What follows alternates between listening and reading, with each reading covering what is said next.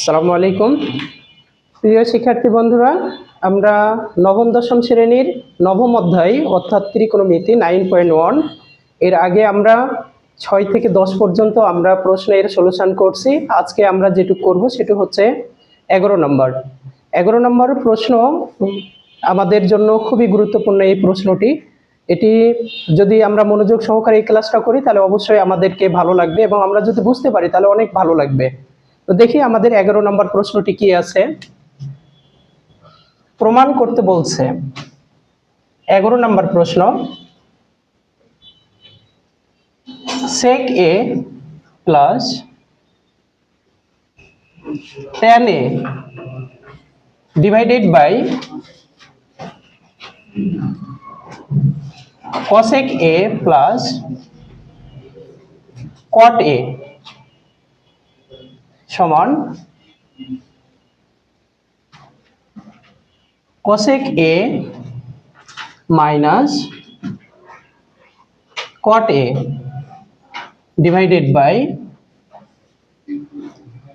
sec a minus tan a। প্রিয় শিক্ষার্থী বন্ধুরা, আমাদের 11 নম্বর প্রশ্ন হচ্ছে প্রমাণ করো যে sec a plus tan a divided by cosec a plus cot a সমান হলো cosec a minus cot a divided by sec a minus tan a। এটি আমাদেরকে প্রমাণ করতে বলছে। তো প্রিয় শিক্ষার্থী বন্ধুরা, আমাদের হচ্ছে যদি আমরা এটাকে ভেঙে করি তাহলে এটা অনেক বড় হবে। তো আমরা যদি একটি সিস্টেম অবলম্বন করি তাহলে এই অঙ্কটি অনেক বড় অঙ্ক। এটি হলো 2 পৃষ্ঠার একটি অঙ্ক, এটি অনেক ছোট হয়ে যাবে। তো দেখি আমরা কি সিস্টেম। সেটি হচ্ছে left hand side sec a plus tan a divided by cosec a plus cot a। আমাদের লেফট হ্যান্ড সাইডে একটি ভগ্ন অংশ আছে। এই ভগ্ন অংশটি আমরা জানি যে একটি ভগ্ন অংশের লবকে আমরা যাই দিয়ে গুণ করব, হরকেও তাই দ্বারা গুণ করতে হবে। তাহলে আমাদের এখন মূল টার্গেটটা হচ্ছে যে এখানে আমাদের sec প্লাস হলো tan a আছে, তাহলে এর বিপরীত চিহ্ন দ্বারা লবকেও গুণ হরকেও গুণ।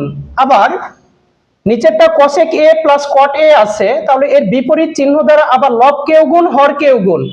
অর্থাৎ লব এবং হরের উভয় মানের বিপরীত চিহ্ন দ্বারা আমরা লবকেও গুণ করব, হরকেও গুণ করব।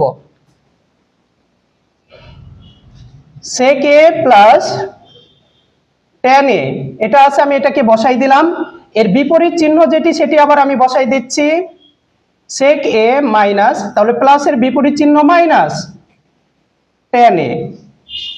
আবার নিচে আছে হলো cosec a plus cot a, তাহলে এর বিপরীত চিহ্ন দ্বারাও আমরা লবকেও গুণ করব, হরকেও গুণ করব। cosec a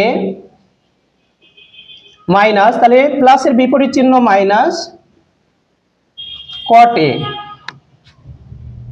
ডিভাইডেড বাই হরে যা আছে আগে আমরা তাই উঠাই নিই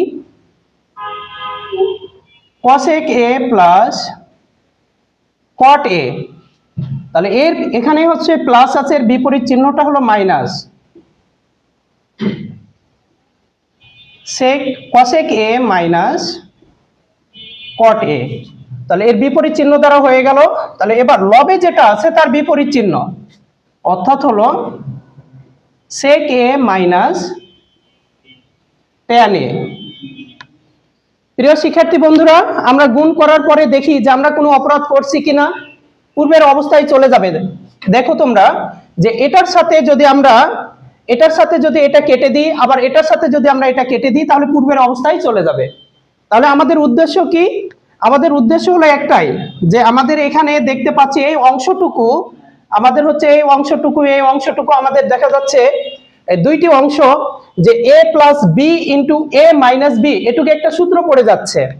অর্থাৎ হলো a square minus B square. তাহলে a মানে হলো sec square a minus tan square a।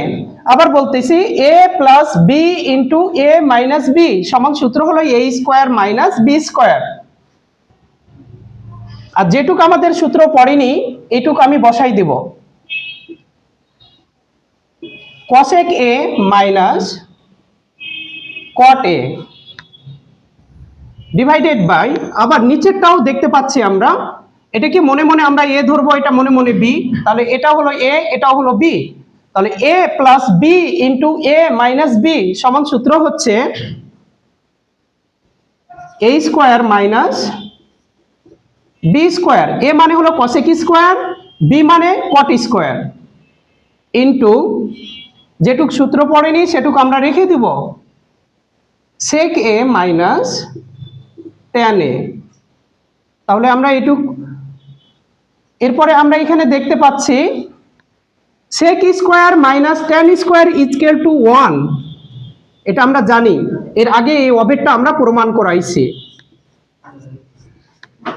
cosec a minus cot a divided by cosec square minus cot square, এটার মান হলো 1, into sec a minus tan a। এখন আমাদের উভয় দিক থেকে 1 আমরা আউট করে দিলাম, লব এবং হর থেকে। cosec a minus cot a divided by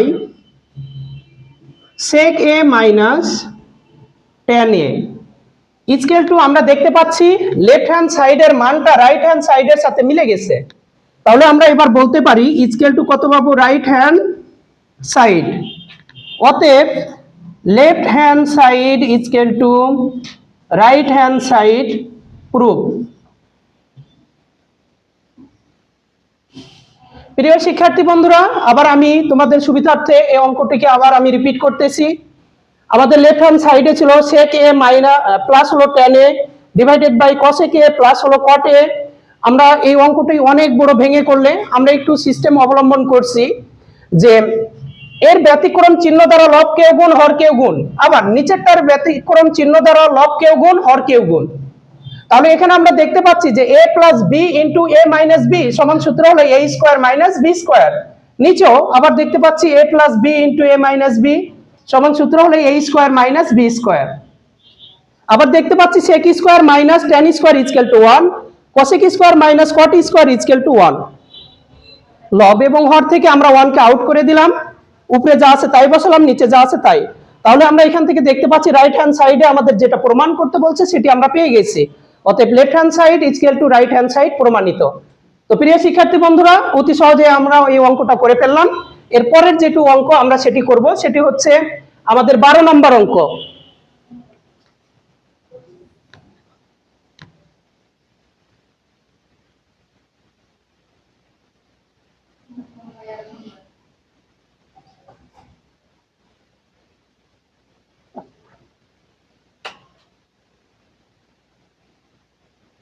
বারো নম্বর আমাদের অঙ্কটি হচ্ছে,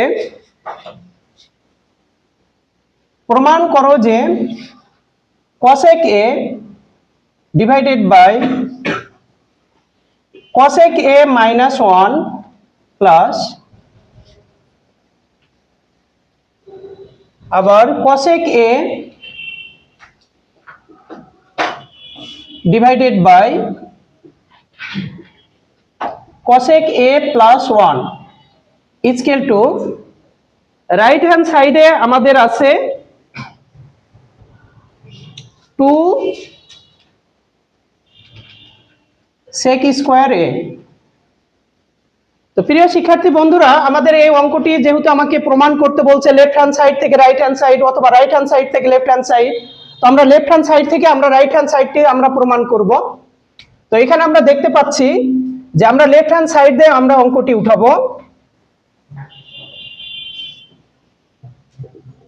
cosec a ডিভাইডেড বাই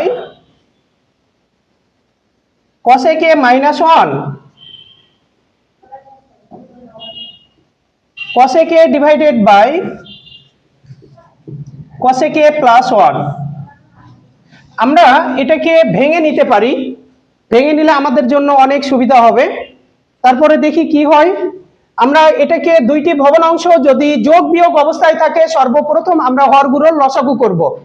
যদি আমি লসাগু করি তাহলে আসবে হলো, দুইটা কিন্তু একই, শুধু চিহ্নের পরিবর্তন। তো এই চিহ্নের পরিবর্তন থাকার কারণে আমরা এটা মানে দুইটার লসাগু করতেছি। লসাগু হলো cosec a প্লাস 1, আগে আমি প্লাসেরটাকে নিলাম, এরপর এটা নিব মাইনাসেরটাকে। তাহলে মাইনাসেরটা হচ্ছে cosec a মাইনাস 1।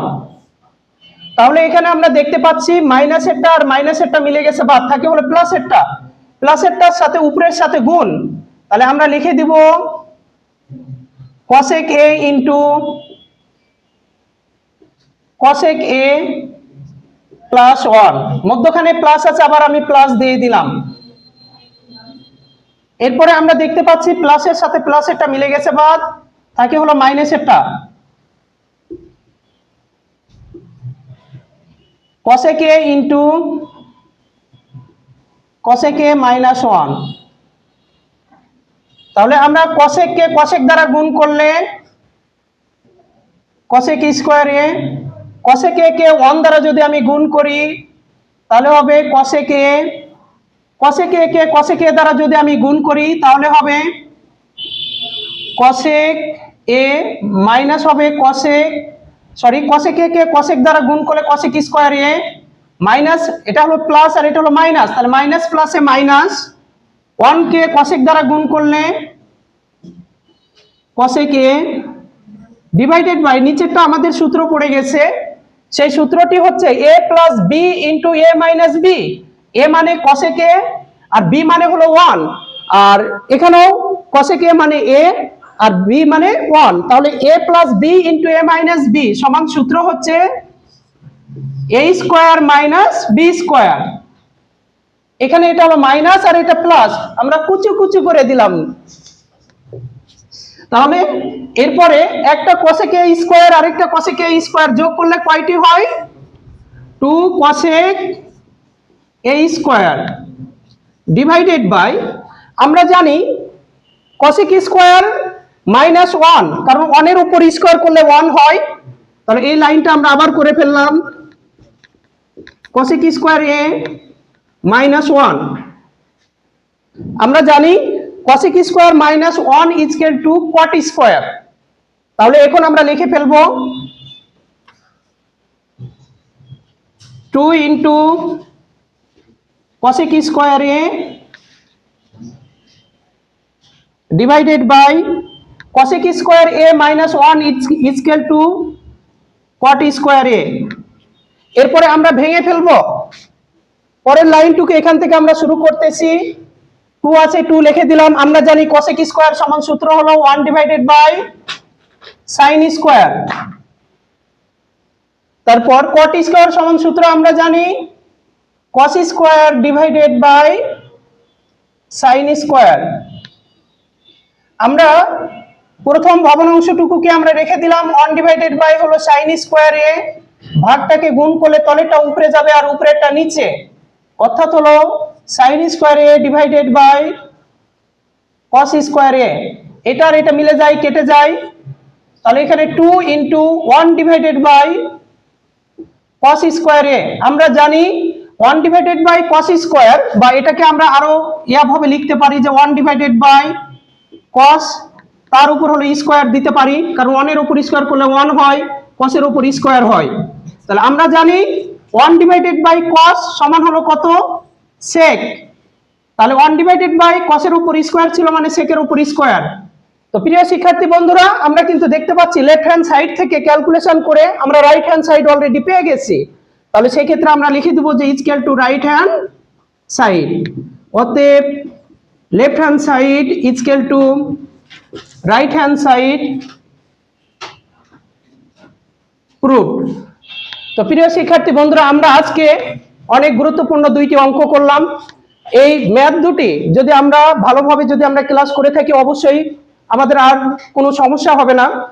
আমরা অতি সহজে এটা বুঝতে পারছি যে এই ধরনের আমাদের ম্যাথ আমরা কিন্তু যতই বড় থাকুক না কেন, আমরা শর্টকাট নিয়মে আমরা করার চেষ্টা করতেছি। যদি আমাদের এই ক্লাসটি ভালো লেগে থাকে তাহলে অবশ্যই আমাদের সাথে থাকবে। আমাদের এই ক্লাসটি যদি ভালো লেগে থাকে শেয়ার এবং কমেন্ট করে আমাদের সাথে থাকবে। সবাইকে ধন্যবাদ। আল্লাহ হাফেজ।